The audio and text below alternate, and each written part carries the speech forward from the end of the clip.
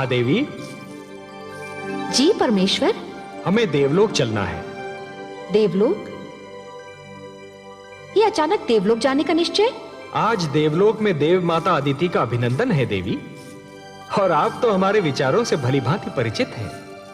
आप जानती हैं कि नारी का सम्मान हमारी दृष्टि में कितना महत्व रखता है। जानती हूँ परम श्रेष्ठ, जहाँ नारी का सम्मान होता है वहाँ आपका निवास होता है। हाँ देवी, यत्र नार्यस्तु पूज्यन्ते रमन्ते तत्र देवताः, और इसीलिए हमारा वहां उपस्थित रहना अनिवार्य है। तो फिर चलिए कमल नयन, मुझे भी ऐसे अवसर पर उपस्थित रहकर हार्दिक प्रसन्नता होती है।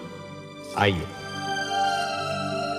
माता अदिति की, माता अदिति की, माता अदिति की, माता अदिति की, माता अदिति की, माता अदिति की, माता अदिति की, माता अदिति की, माता अदिति की, माता अदिति की, माता अदिति की, माता अदिति की, माता अदिति की।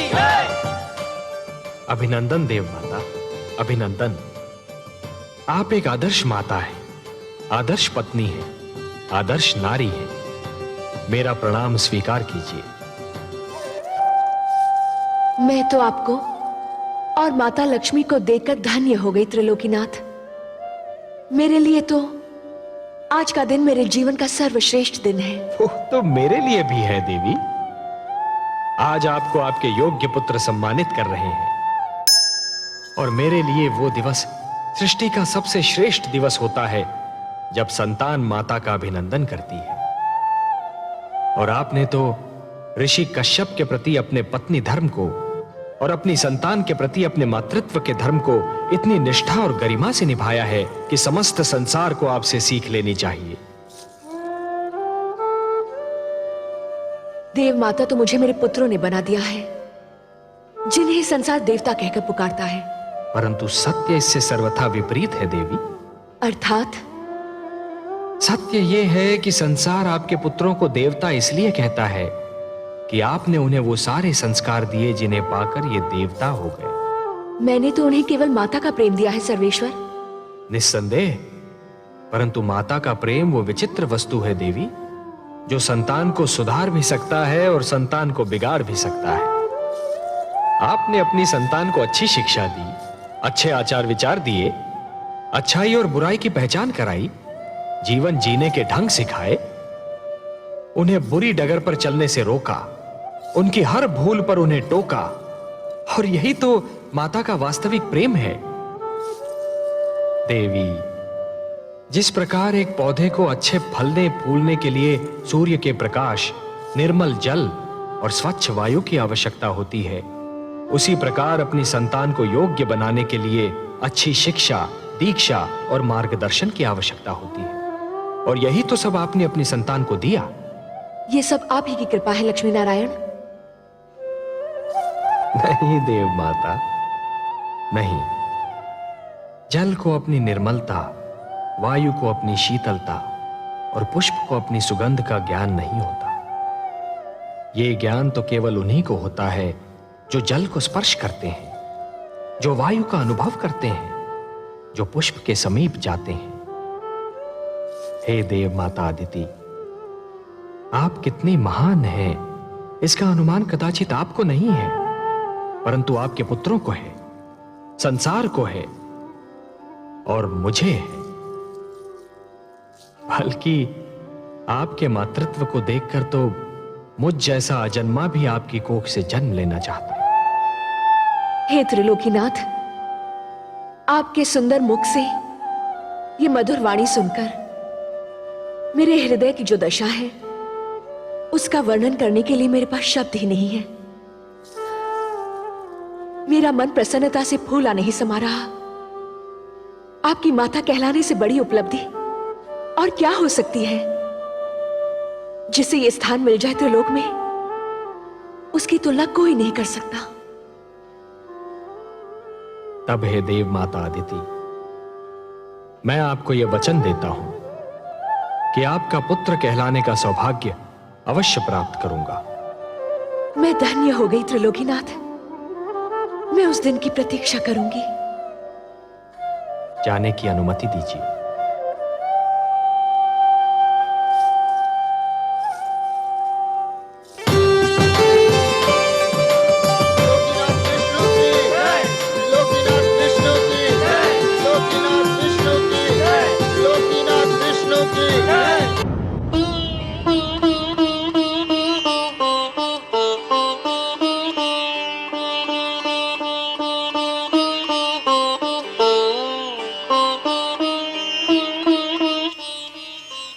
सर्वेश्वर, आपने अपनी जो धरोहर ब्रह्मा जी को सौंपी थी उसे कोई चुरा कर ले गया है।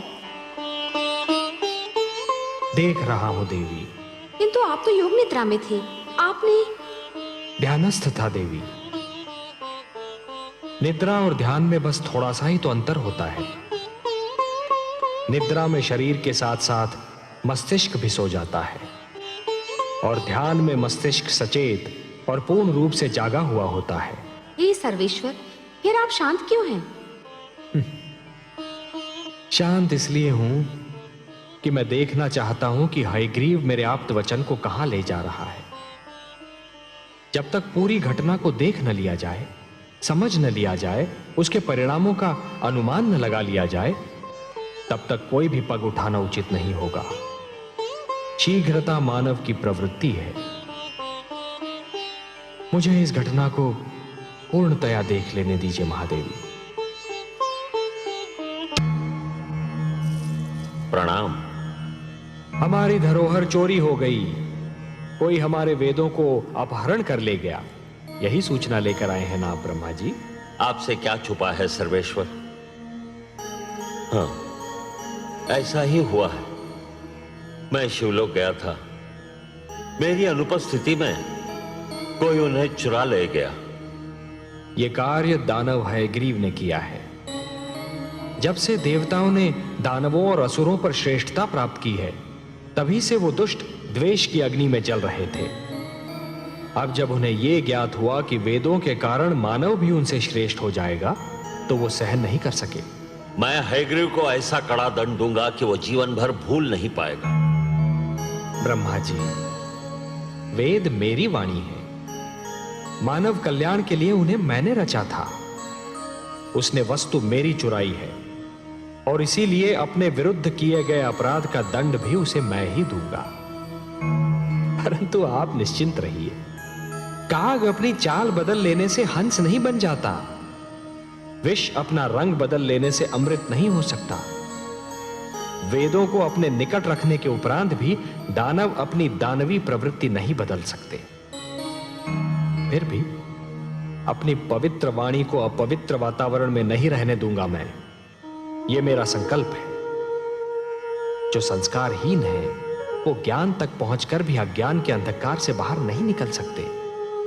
हे जनार्दन, एक और विचार भी मुझे व्याकुल कर रहा है। मेरे अनुरोध पर भगवान शिव ने पृथ्वी को जलमग्न करने का निर्णय लिया है। दूसरी ओर मनु ने सृष्टि की सुरक्षा के लिए आमरण व्रत रख लिया है। धरती के जलमग्न होने में अधिक विलंब नहीं है। आपके पुत्र मनु की इच्छा और हमारा उद्देश्य एक ही है। उसकी इच्छा है मानव कल्याण और वही हमारा भी उद्देश्य है। अब महादेव के निर्णय और हमारे उद्देश्य की पूर्ति के बीच क्या होना है, यह आप हम पर छोड़ दीजिए। आप चिंता मुक्त होकर जाइए ब्रह्मलोक। हे नारायण, सृष्टि के कल्याण के लिए आप जो भी करेंगे, सृष्टि का कल्याण उसी में है। प्रणाम।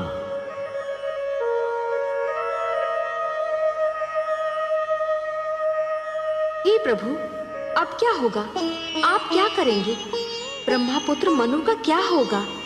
दानव हयग्रीव आपके ज्ञान को नष्ट करने पर तुला हुआ है और भगवान शिव ने पृथ्वी को जलमग्न करने का निर्णय ले लिया है। अब वही होगा देवी जो मेरा वचन है। मैं वचनबद्ध हूं कि जब भी कोई शक्ति मानवता के लिए संकट बनेगी तो मैं उसे अवश्य रोकूंगा। जिस प्रकार सूर्य अपना तेज बांटना नहीं छोड़ सकता, जिस प्रकार एक दीपक अपना प्रकाश फैलाना नहीं छोड़ सकता, उसी प्रकार मैं भी अपने वचन से मुख नहीं मोड़ सकता देवी। अब मेरे प्रथम अवतार का समय आ गया है देवी। मत्स्य अवतार। परित्राणाय साधूनां विनाशाय च दुष्कृतां धर्म संस्थापनार्थाय संभवामि युगे युगे।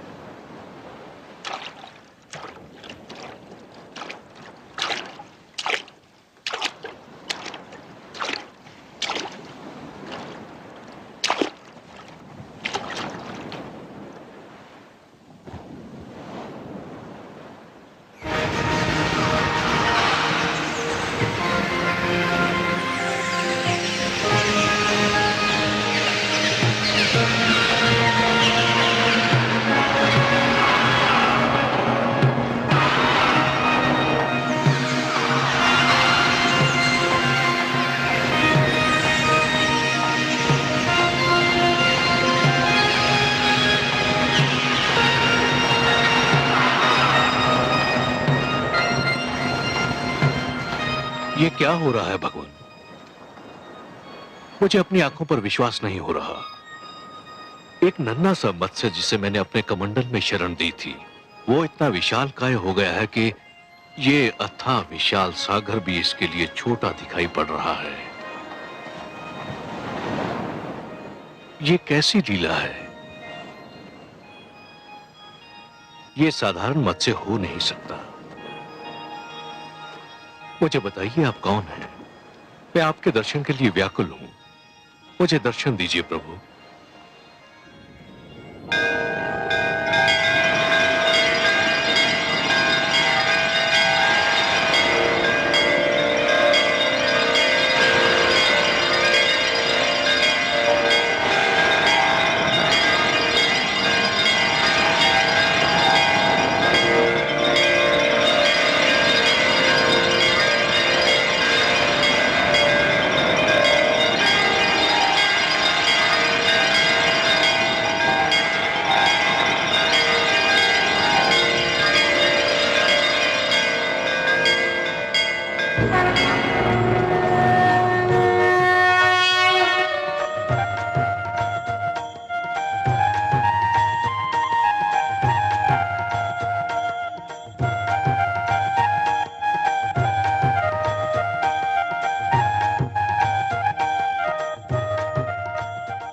भगवान आप?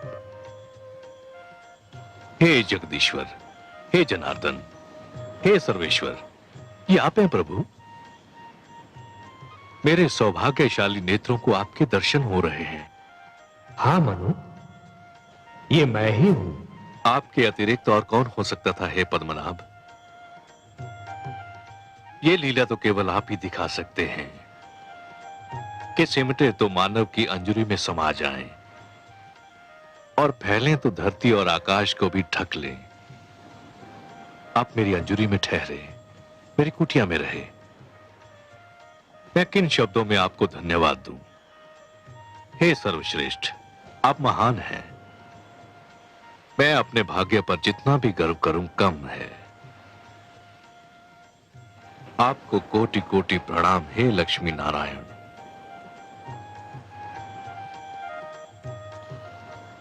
पर क्षीर सागर को छोड़कर धरती पर आकर उसे पावन करने का क्या भेद है दीनदयाल? हे मनु, मानव कल्याण की जिस चिंता के कारण तुमने आमरण व्रत कर रखा है, उसी चिंता ने मुझे भी पृथ्वी पर आने के लिए विवश कर दिया। अब मेरी बात ध्यान से सुनो। आपकी मधुर वाणी सुनने के लिए मैं सिर से पांव तक कान बना हुआ हूं प्रभु। ब्रह्मा के परामर्श पर भगवान शिव इस धरती को स्वच्छ करना चाहते हैं। उन्होंने धरती को जलमग्न करने का निर्णय कर लिया है। आने वाली अमावस्या को आकाश से ऐसा वज्रपात होगा कि कानों को ध्वनि सुनाई नहीं देगी। ऐसी वर्षा होगी मनु कि मानो लगेगा कि आकाश में छेद हो गया। जल का एक रेला आएगा और यह धरती गहरे जल में डूब जाएगी। मैं तुम्हें डूबने से बचाना चाहता हूं मनु। मैं आपकी कृपा और अनुकंपा को कैसे धन्यवाद दूं? परंतु हे जगदीश्वर, जब समस्त धरती ही डूब जाएगी, मानव जाति ही नष्ट हो जाएगी, तो मैं अकेला बचकर क्या करूंगा? हे मनु, जीवन मानव से महानतर है। मानव को मृत्यु आ सकती है, परंतु जीवन कभी नहीं मरता। जिस प्रकार एक डाली से एक पुष्प टूटता है परंतु वहीं से दूसरा पुष्प भी फूटता है, उसी प्रकार जहां एक जीवन का अंत होता है, वहीं पर दूसरा जीवन प्रारंभ होता है। एक पीढ़ी चली जाती है, परंतु वहीं दूसरी पीढ़ी पहली पीढ़ी के स्थान को रिक्त नहीं रहने देती। यही जीवन की परंपरा है। तुम इसी परंपरा को अक्षुण्ण रखोगे, तुम इसी परंपरा को जीवित रखोगे। यही मेरा उद्देश्य है। आपके आदेश का पालन तो मेरा परम धर्म है प्रभु।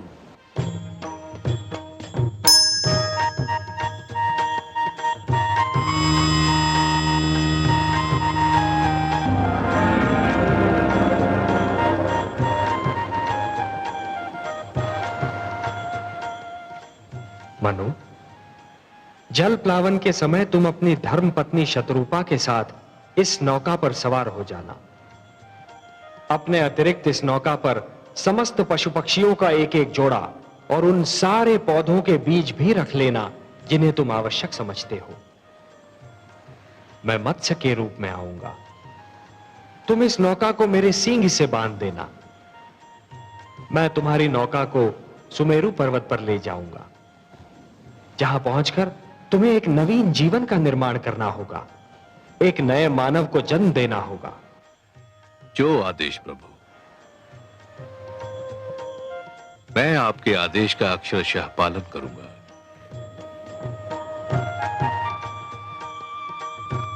तथास्तु।